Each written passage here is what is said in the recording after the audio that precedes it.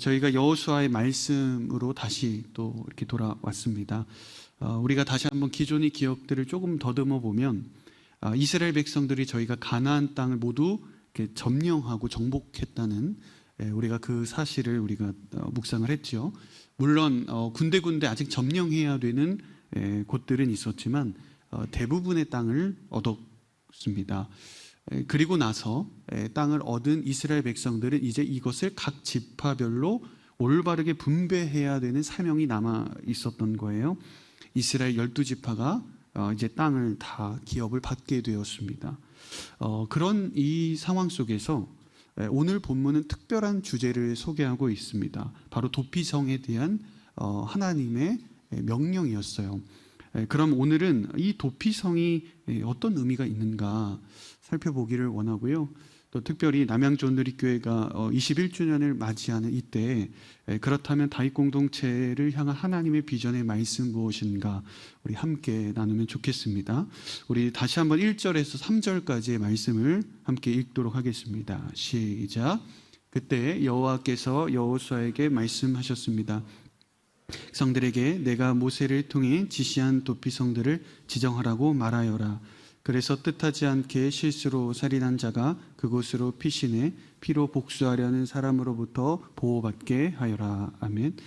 도피성은 사실 여호수아 오늘 우리가 보는 본문에서 처음 등장한 것은 아닙니다. 하나님께서 이미 신명기 4장에서 모세를 통해서 약속하시고 주셨던 명령이었습니다. 이 도피성이라는 곳은요, 가나안 땅의 총 6개의 성읍으로 구성되어 있는데 요단강 동편의 3개, 요단강을 기준으로 서편의 3개로 구성이 되어 있습니다. 도피성은 의도하지 않았지만 실수로 이렇게 살인하는 이 자들이 임시적으로 피신하는 곳이었습니다.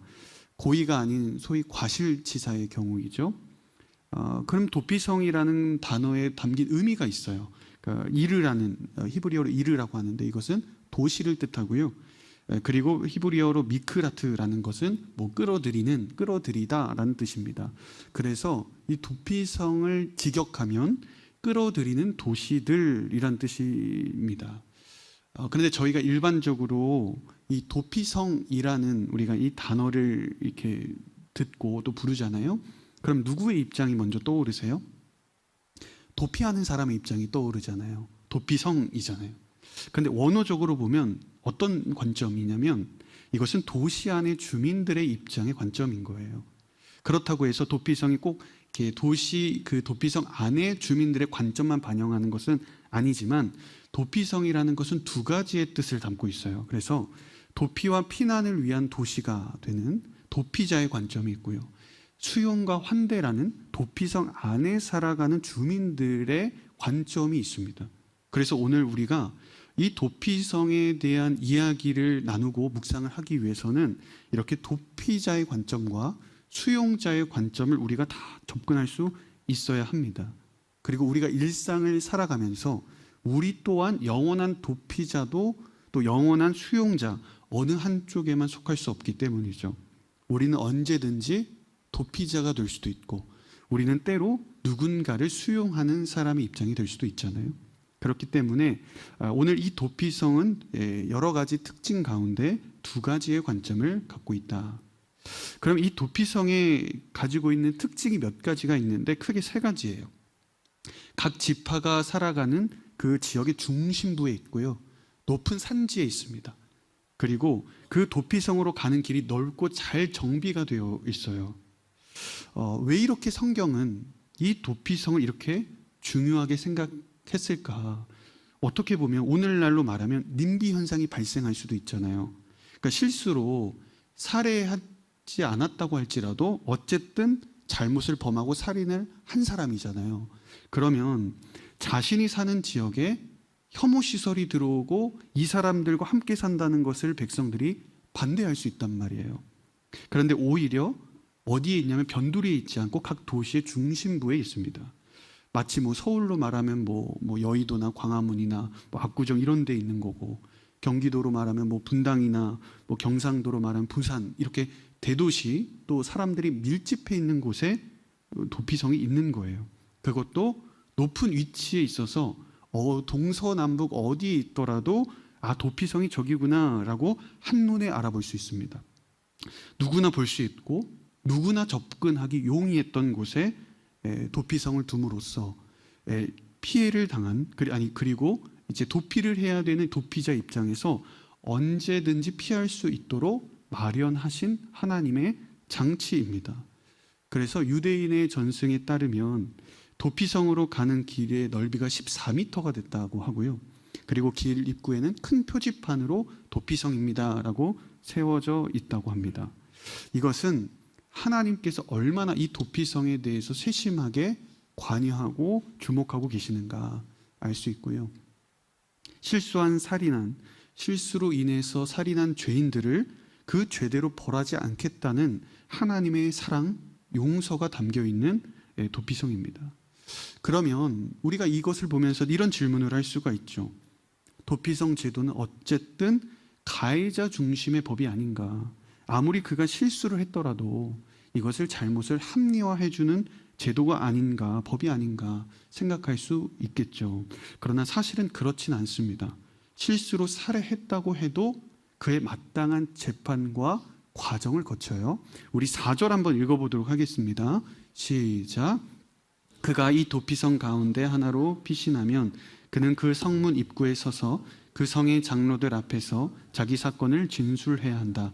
그러면 그들은 그를 그 성으로 들이고 그에게 살 곳을 주어 그들 가운데 살게 할 것이다. 그러니까 무작정 도피성으로 도망 왔다고 해서 그들을 다 살려주고 수용해 주는 게 아니라 그 성에 감독하는 장로들 앞에서 임시적으로 청문회를 엽니다. 그래서 이 사람이 그 자신의 사건을 소명해야 돼요. 그리고 이전에 가해자와 피해자 사이에 원한 관계가 없었다는 사실을 증명해야 합니다. 그럴 때 그런 정황을 듣고 판결을 한 뒤에 도피성으로 수용해 줬어요.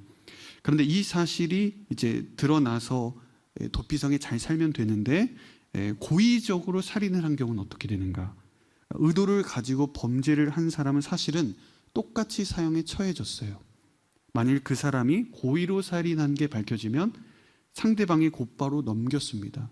그래서 율법이 지금 가르쳐주는 이 정신은 사실은 엄격한 거예요. 엄격하게 다스리고 있습니다. 원칙은 생명은 생명으로 갚는다는 기본적인 이 주제가 관통하고 있습니다. 그러니 지금 이 성경에서 당시 살인을 가볍게 여겼기 때문에 도피성 제도를 만들었다라고 볼 수는 없습니다. 그러면 궁극적으로 도피성을 도입한 이유가 무엇인가? 가장 핵심은 복수의 악순환을 막기 위해서입니다. 만일 이 제도가 없다면 여러분 가해자와 피해자라는 두 사람의 문제로만 끝나지 않아요. 집안과 집안, 나아가서 지파와 지파의 문제로 크게 번집니다. 여러분 왜 하나님께서 모든 지파에게 골고루 땅을 분배하셨단 말이에요? 그런데 도피성은 몇 개 있어요? 6개 있고 모든 지파마다 도피성을 세우지 않았다는 거예요.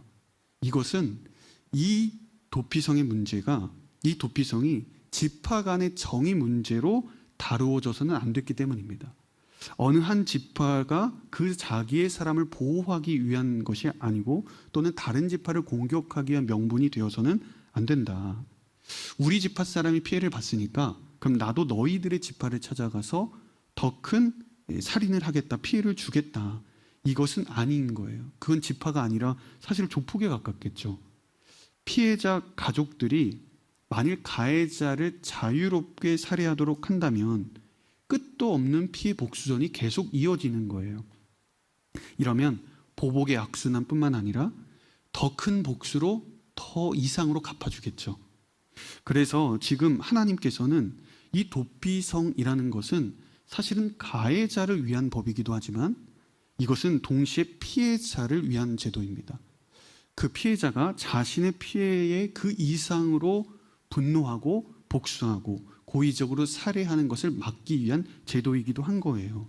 그래서 하나님께서 이 도피성이라는 제도를 통해서 궁극적으로 담고자 하는 마음은 무고하게 한 생명이 사라지는 것은 없어야 한다. 인간의 가치와 존엄에 대한 깊은 존중심이 담겨 있습니다. 그렇다면 이 도피성 공동체를 통해서 오늘날 우리에게 어떤 의미를 주는가? 그럼 다윗 공동체는 어떤 공동체가 되어야 하는가? 크게 6가지로 조금 살펴보고 마치도록 하겠습니다. 첫 번째 중요한 사실은 도피성은 공동체라는 것입니다. 여러분 4절을 다시 한번 보면 도피자를 성 안으로 들이고 그곳에서 살 거처를 마련하게 하고 생계를 유지할 수 있도록 해줍니다. 이어서 그들 가운데 살게 할 것이다 라고 이야기를 하죠. 그러니까 그가 비록 잘못을 했을지라도 그를 격리시켜서 분리시켜서 그를 따로 떼어놓지 않고 백성들 사이에서 동화되도록 했다라는 뜻입니다. 무엇을 의미하냐면 회복은 공동체 안에서 이루어져야 한다. 진정한 치유는 공동체를 통해 주어진다는 사실을 가르쳐 주십니다. 그러므로 여러분 어떤 일이 있더라도 여러분들이 공동체를 포기하시면 안 됩니다. 공동체 안에 여러분 머무셔야 해요. 공동체 없는 개인 성장 없고 개인 성장 없이 공동체의 성장은 없습니다. 남양주 온누리교회가 21주년이 되었지만 이것은 공동체만의 이 안에서의 우리가 함께 사실은 성장했던 거예요. 올해 온누리교회가 또한 40주년이기도 하잖아요. 전체로 보면 지금 여기 사도행전이라는 책에서 40주년 기념으로 책이 이렇게 소개를 드렸었잖아요. 이 책을 보면서 제가 가장 깊은 감명 중에 하나가 주제 중에 하나가 공동체였어요. 저는 이 온누리교회를 소개하는 책이니까 선교 이야기부터 시작해서 선교의 이야기로 뭐 주제가 많이 할애될 줄 알았는데 근데 첫 번째 챕터의 주제는 교회는 공동체이다는 주제입니다. 그러니까 공동체에 대한 주제를 심도 있게 다루더라고요. 온누리교회가 공동체를 얼마나 소중하게 생각하는가 알게 됐습니다. 그러니까 왜 그런가 봤더니 하 목사님께서 이미 온누리교회를 개척하시기 전부터 공동체에 대한 중요성을 품고 계셨더라고요.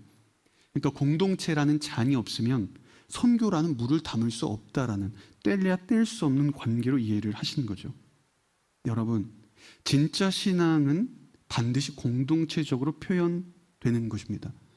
여러분들의 신앙의 성장과 성숙을 여러분 스스로가 어떤 척도로 확인할 수 있겠습니까? 혼자 골방에서 기도하는 시간이 늘어났다?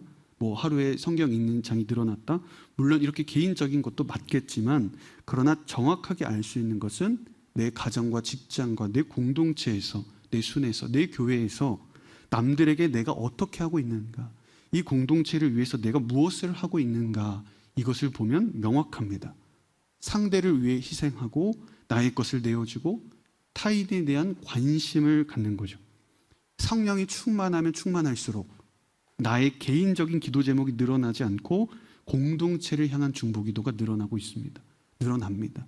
그래서 여러분들이 성령 충만의 기준을 내가 공동체를 향한 마음을 품고 내가 상대를 중보기도를 하고 있는가에 관심이 있는가를 보면 정확하게 알 수 있습니다. 신앙은 공동체적으로 나타납니다. 공동체적이라는 게 그럼 무엇일까? 나는 감추고 그리스도만 나타나는 것이고 나보다 타인을 위해서 수고하는 것을 공동체적이라고 표현하죠. 자, 그러면 왜 하나님은 이 도피자를 공동체 안에 묶어두셨는가? 그들을 따로 그냥 혼자 격리시켜도 되는 거잖아요. 그러니까 아무리 실수하고 실패하고 잘못을 범했어도 공동체라는 소속에서 너가 떠나지 말라는 겁니다. 때로는 공동체에 실망한 부분이 있을 수 있지만 공동체 안에서 회복하라. 교회는 공동체에서 출발하는 것입니다. 성도는 그 공동체의 모습으로 하나님의 뜻을 이루어 간다는 것입니다. 예수님도 제자들과 공동체로 지내셨고 그리고 초대교회도 성령님이 오순절에 모인 공동체에 임하셨죠. 하나님의 꿈은 공동체입니다. 그래서 우리를 혼자가 아닌 공동체를 이루며 함께 신앙생활을 하도록 살아가도록 하나님은 그 존재로 만드셨어요. 여러분, 그래서 다윗 공동체 안에서 여러분들의 신앙을 표현하시기를 축복합니다. 순모임을 통해서 하나님의 마음과 주님의 사랑을 더욱 깊이 경험하시고 이 다윗 공동체 안에서 여러분들의 신앙과 여러분들의 섬김과 자유로운 여러분들의 하나님을 섬김을 나타낼 수 있기를 바랍니다. 자, 그럼 도피성은 두 번째로 어떤 곳이었는가? 보호 공동체였다. 자, 5절 말씀 한번 읽어보겠습니다. 시작. 만약 피로 복수하는 사람이 그를 쫓아오더라도 그에게 그 피의자를 내어주어서는 안 된다. 그가 어떻게 하다가 우연히 죽인 것이지 전부터 미워서 죽인 것이 아니기 때문이다. 아멘. 도피성 주민들은 이 도피자가 그곳에 안전하게 머물도록 외부의 세력으로부터 지킬 수 있어야 합니다. 복수를 하려는 사람으로부터 보호해야 돼요. 여러분, 오늘날에 우리가 이 세상 가운데 진정한 안식처가 여러분 있습니까? 우리가 지친 일상들, 관계적인 피로감, 소비사회 속에서 여러분들을 진정으로 안식시켜주고 보호해주는 곳이 있는가?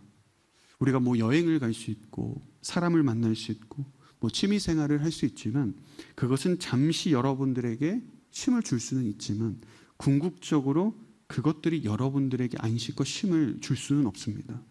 그래서 어거스틴이 이 고백록에서 이렇게 말하죠.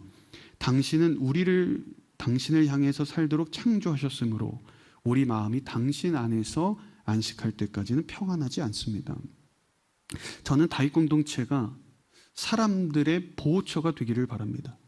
세상은 나를 끊임없이 경쟁 구도로 몰고 가잖아요. 이기려 하고 넘어지게 하고 유혹하고 시험에 들게 하죠.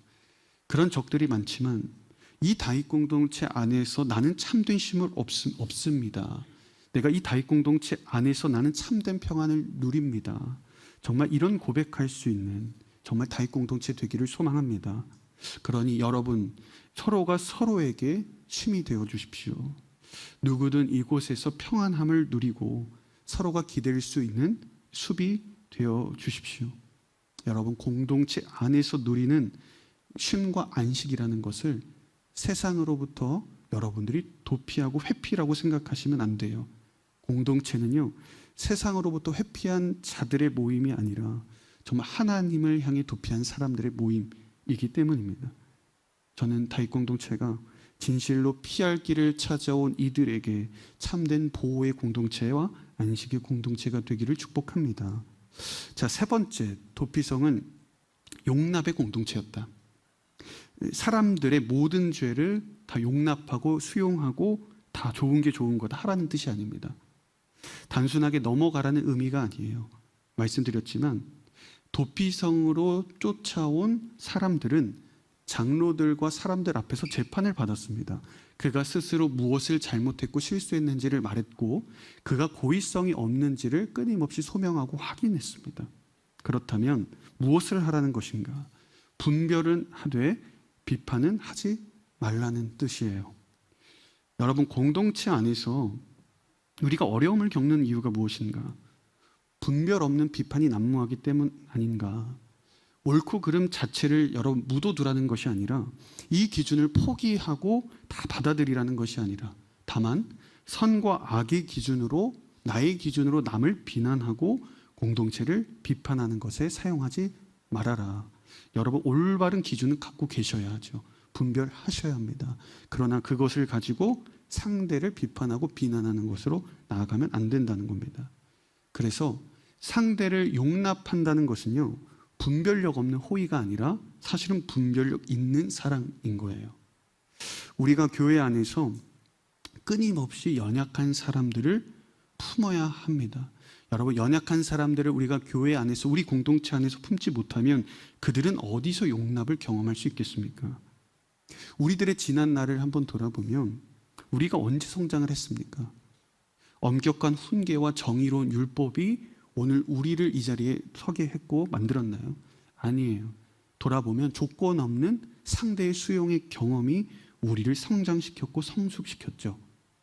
인간은 자신의 실수에도 불구하고 자신의 연약함에도 불구하고 실패에도 불구하고 나를 향한 상대가 나를 용납해 주었던 그 경험을 통해 성장하는 거예요. 저는 다윗 공동체가 용납의 공동체가 되기를 바랍니다. 서로를 용납하고 서로를 감싸주고 짐을 지고 가는 곳입니다. 제가 다윗 공동체를 섬긴 지가 벌써 이제 2년 가까이 됐고 이제 조금 있으면 내년이 되면 3년 차가 되더라고요. 이제 그때를 이렇게 돌아보면 처음 왔을 때를 보면 다윗 공동체에 대한 제 안에 딱 두 가지의 단어가 있었어요. 어떤 단어가 있었냐면 성장과 수준입니다. 어떻게 하면 이 다윗 공동체를 더 성장시킬 수 있을까, 더 높은 수준에 올릴 수 있을까 하는 이런 생각들이 많이 있었던 것 같아요. 그럼에도 불구하고 원하는 목표에 때로는 이르지 못할 때가 있고, 때로는 원하는 수준에 도달하지 못할 때도 있는 거죠. 그럴 때 제 마음속에 불편함도 있고 아쉬움도 있는 거죠. 왜 우리는 할 수 있는데 이 정도까지밖에 못 가는 거지? 왜 더 변화되지 못하는 것이지? 이런 생각이 있었어요. 그러면서 하나님께서 제 마음을 이렇게 바꾸신 순간들이 있었어요. 하나님께서 이렇게 말씀하시는 것 같았습니다. 너가 그들을, 청년들을 용납해 주었기 때문에 공동체가 성장한 것이 아니라 그들이 너를 용납해 주었기 때문에 공동체가 성장했다. 그전에는 제가 높은 수준의 기준을 가지고 이들을 끌어올려야 된다는 사명을 가지고 있었던 것 같습니다. 그러나 사실은 반대였죠. 그들의 높은 수준에 내가 도달할 수 있는 사람이 되고 내가 맞출 수 있는 사람이 되어야 하겠다. 사실은 제가 수준이 높았던 것이 아니라 사실은 여러분들이 수준이 더 높았던 것이죠. 한 목회자를 변화시키는 그 공동체만큼 수준 높고 성숙한 공동체가 어디에 있겠습니까? 그래서 요즘 가끔 이제 성도님들이 이제 남양주 사람 다 됐다 이렇게 얘기하실 때가 있는데, 이 말이 참 지금 너무 좋더라고요. 나도 이제 이 안에서 성장과 성숙을 하고 있고 적응을 하고 있구나 생각이 들어요. 여러분 중에 내가 저 사람까지 용납을 해야 하는가, 굳이 내가 그렇게까지 수용을 해야 하는가 마음이 드실 때가 있다면 반대로 생각해 보세요. 저 사람이 나를 위해 얼마나 그동안 용납해 왔을까? 저 사람이 그동안 나를 얼마나 많이 수용해 줬을까? 작은 차이일지 모르지만 그러나 그 마음이 공동체 안에서 더욱더 주님 안에서 하나님의 기쁜 마음으로 굳건해지게 될 것입니다. 자, 네 번째로 도피성은 회복의 공동체입니다. 자, 6절 한번 읽어볼게요. 시작. 그는 심판하는 회중 앞에 설 때까지 그 성에서 살아야 할 것이다. 그 후에야 그는 자기 성으로 곧 그 도망쳐 나온 자기 집으로 돌아갈 수 있다.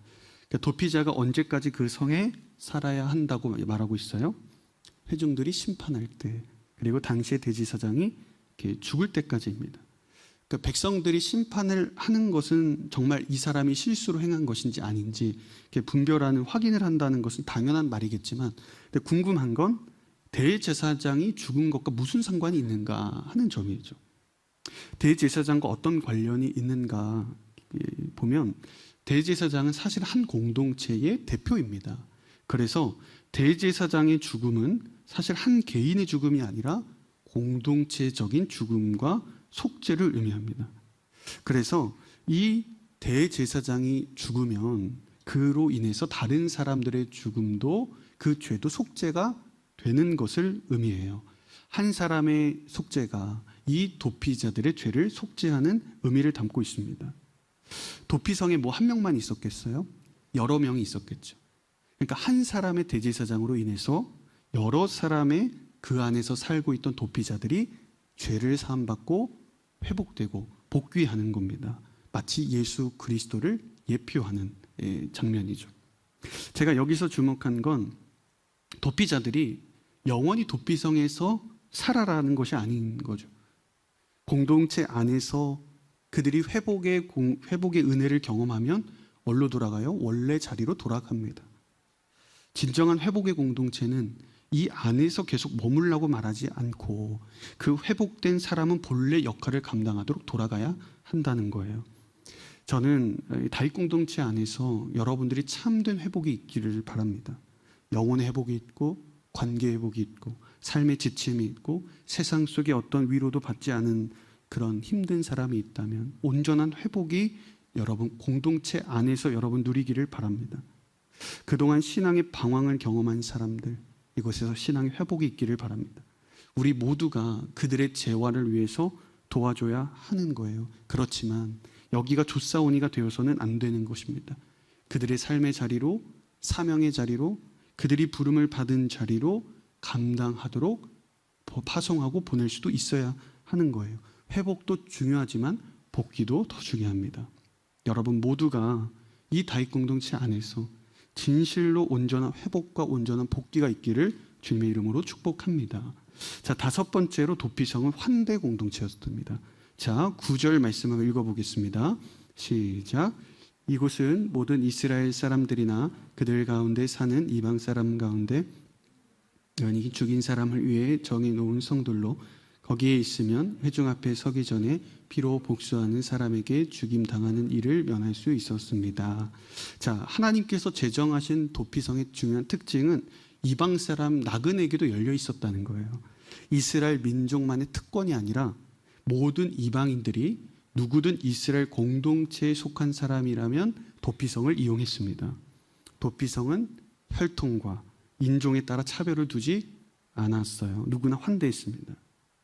제가 이번 주 목요일에 권사회에서 공주로 비전 트립을 갔다 왔어요. 우리 집사님도 안내를 잘 이렇게 도와주셔서 갔다 왔는데 우리가 앞으로 다윗 공동체도 이제 가게 될 텐데 저번에 안동에 갔을 때도 그랬고 이번에도 제가 참 은혜가 되고 도전이 많이 되었어요.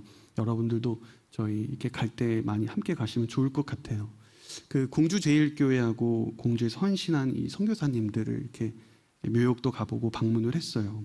그래서 공주에서 어떻게 교회가 탄생했고 선교사님들이 어떻게 이 사회를 변화시키고 또 이 설명도 듣고 이렇게 살펴봤는데 선교사님들이 처음에 조선 땅에 와서 결국엔 하신 역할이 도피성이더라고요. 교회 사역, 학교 짓고 병원 짓고 이 모든 것이 사실은 도피성 사역입니다. 알겠지만 새삼 놀란 것은 그 당시만 해도 여성들이 이름 없는 사람이 많았다는 거예요. 7살이 되든 10살이 되든 여성들에게는 이름을 지어주지 않고 자신의 이름을 모르는 사람이 참 많았다는 거죠. 여성들은 태어나면 그저 집안일 하다가 어린 나이에 시집을 가니까 굳이 이름을 지어줄 가치도 없다고 생각한 거예요. 그런데 교회를 오는 이 어린아이들, 여성들 한 명 한 명 아이들에게 이름을 물어봐 주죠. 너의 이름이 무엇인가?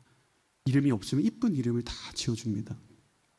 한 명 한 명을 하나님의 거룩한 형상으로 대하고 진실로 이 사람을 인격으로 하나님의 사람으로 존중하는 거죠. 어린 시절에 시집 와서 1년에 몇 번씩 제사장만 차리고 혹독한 시집살이 걷고 어디 가서 울 데도 없고 울분을 풀 데가 없는 거예요. 글도 몰라요. 글도 제대로 읽을 줄도 모르고 글씨를 쓸 줄도 모릅니다.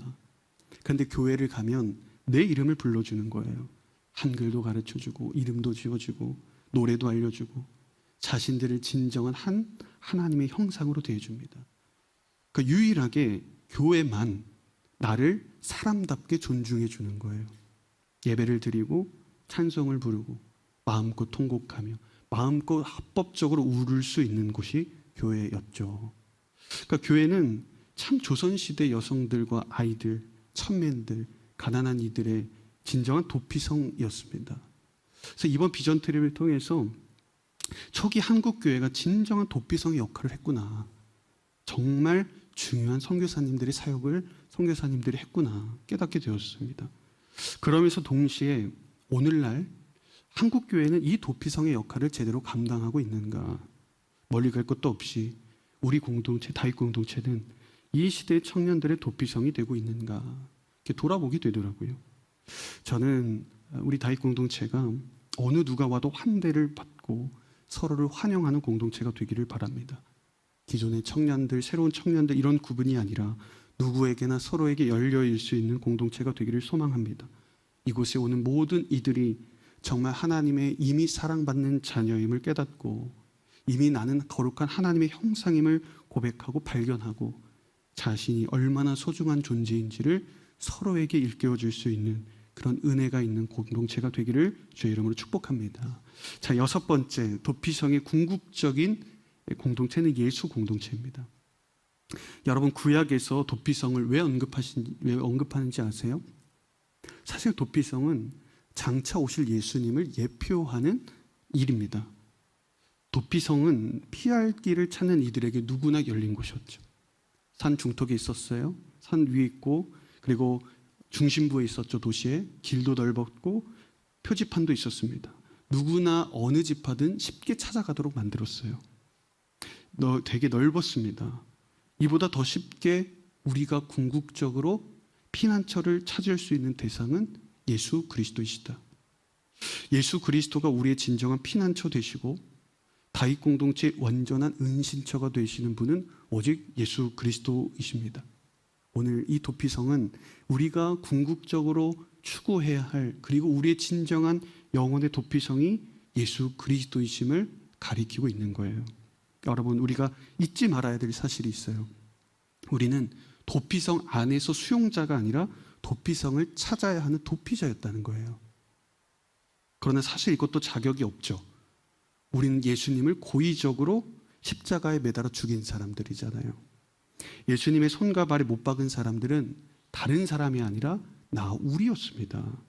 그러니까 우리는 도피성에 사실 갈 자격도 없는 거예요. 가야 할 필요도 못 느낍니다. 심지어는. 그러나 진정한 우리의 도피성 되시는 예수 그리스도께서 친히 우리를 찾아오셨고 우리를 구원하셨습니다. 그리고 말씀하시는 거예요. 이제 언제든 어디서든 너희들이 나를 찾으면 내가 너희들의 피난처가 되어주겠다. 아니, 나는 이미 너희들의 은신처였고 지금도 내가 너를 보호하고 있다. 약속하셨습니다. 여러분, 우리의 진정한 도피성은 예수 그리스도이십니다. 우리의 진정한 피할 길은 오직 예수 그리스도이십니다. 시편 32편 7절과 우리 사무엘하 22장 3절을 이어서 읽어보겠습니다. 시작. 주는 내 피난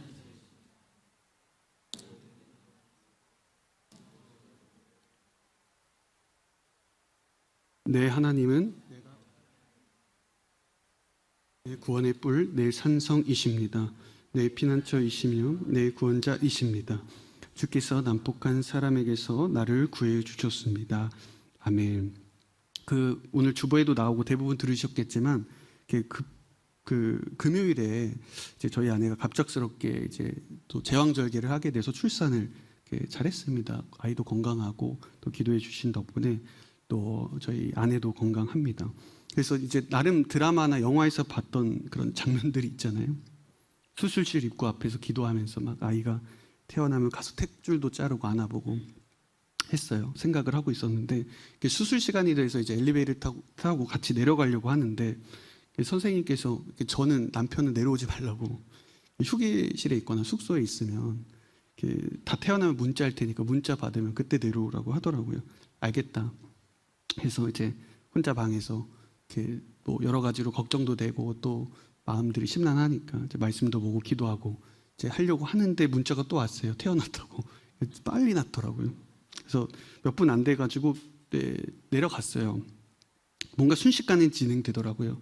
그래서 이제 급하게 또 들어오라고 감격의 눈물 흘릴 틈도 없이 막 설명을 해주시고 사인해야 되고 막 브로셔 뭐 접종 이런 얘기 해가지고 정신이 없더라고요. 그래서 어쨌든 사인하고 이렇게 했어요. 그래서 제가 이렇게 수술하러 가는 아내 입장에서 이렇게 생각을 한번 해보니까 이제 갑자기 진통이 와서 그러니까 몸이 아파서 응급실에 가거나 만약에 정신없이 수술실에 들어가면 조금 나을 텐데 자기가 정신이 또렷한 상태로 두 발을 가지고 이제 걸어서 수술실에 혼자 들어가는 거잖아요. 그러니까 얼마나 참 그 상황이 두렵고 무서울까, 쓸쓸할까. 그러니까 분명 수술 전까지만 해도 저와 계속 하루 종일 같이 있었거든요. 그 수술 후에도 저랑도 같이 있었거든요. 그런데 정작 가장 사람이 필요할 때 무섭고 서늘하고 얼마나 추워요. 쓸쓸한 수술실에 제가 동행할 수가 없는 거예요. 그러니까 제가 무엇을 할 수 있겠습니까? 기도할 뿐이죠. 하나님, 저는 비록 그 자리에 수술실에 들어갈 수는 없지만 저희 아내와 또 저희 아내의 피난처가 되어 주십시오. 여호와의 그 그늘과 은신처 아래서 산모와 태아를 보호해 주십시오. 하나님의 도우심을 구할 수밖에 없는 거죠. 참 인간의 인생이 다 그런 것 같습니다. 사랑하는 사람과 우리가 함께 하고 싶고 가장 소중한 순간과 결정적인 순간 늘 함께 하고 싶어 하잖아요. 그런데 인생에서 가장 고독함을 느끼는 순간, 인생에서 가장 중요한 순간, 가장 쓸쓸한 순간, 사실은 사람이 동행할 수 없어요. 훈련소 정문에 들어가도 홀로 들어가죠. 시험장 가도 혼자 가잖아요. 유학을 가도 혼자 출국장에서 출국하죠. 그리고 우리가 결혼을 해도 결국에는 아버지가 딸의 손을 잡고 들어간 그 순간까지잖아요. 여러분들의 인생에서 여러분 가장 혹독한 계절을 찾아온다면, 여러분들이 혼자서 결코 감당할 수 없는 무거운 짐을 지고 있다면, 두려움과 고통과 절망의 한복판에서 여러분 홀로 그 길을 걷고 있다면, 여러분들은 무엇을 의지하시겠습니까? 누구를 의지하시겠습니까? 여러분, 우리의 진정한 피난처는 오직 예수 그리스도이십니다. 예수님은 우리가 어디 있을지라도 영원히 피할 은신처가 되어주세요. 그 어떤 사람도 동행할 수 없는 그 지점, 거기까지 우리 주님은 우리와 동행하시고 함께 하십니다. 예수님을 그 자리에서 여러분 불러보십시오. 그 자리가 어떤 자리든 예수 그리스도는 여러분들의 피난처가 되어 주실 것입니다. 예수 그리스도만을 피난처로 삼는 여러분 되기를 주의 이름으로 축복합니다. 저는 다윗 공동체가 오직 예수 그리스도를 피난처 삼고 세상의 도피성으로 귀하게 쓰임받는 거룩한 공동체가 되기를, 주님께서 귀하게 쓰임받는 다윗 공동체 되기를 예수 그리스도 이름으로 축복합니다.